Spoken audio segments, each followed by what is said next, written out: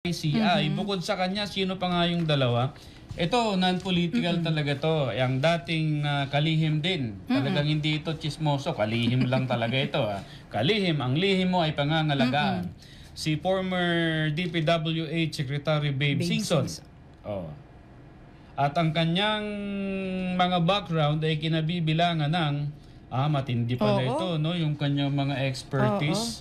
Siya po ay ang kanyang titulo ay kinabibilangan ng Bachelor of Science in Industrial Engineering. Ano bang ibig sabihin ng Industrial Engineering? Ano ba ang mga pinag-aaralan nun? Pag industrial engineer ang pinag-uusapan at ipipikit ko ang aking mga mata, ang nakikita ko sa aking isipan ay yung mga Pinikit malalaking tambutso na may mga usok na puti, di ba? Di ba parang ganun yan? Yan. At ang sumunod naman na miyembro ng ICI, ito matindi rin ito, ay si Ginang Rosana Fajardo. At ang kanyang profile po ay kinabibilangan naman. Siya ay country manager at country managing partner ng SGV.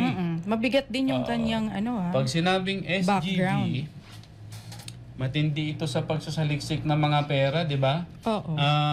Sa kadalasan ng mga expertise ng ganyan, yung, di ba, uso ngayon yung, ito yung pera mo sa numero. Tapos, ito yung pera mo sa totoong pera mo. So, dyan magaling ang mga accountant. Di ba? Kino-compare nila. Hindi porke kasi nandyan yung numero mo na may pera ka, sa totoo ay may pera ka. Doon sila expertise sa pagkukumpara kung ano yung totoong pera mo at yung pera sa numero. Oo. Ewan ko na lang kung lumusot kayo dito. Diba? Exact. Pag mga accountant, mga CPA, eksakto yan eh. Hindi ka po walang labis. Eksaktuhan yan.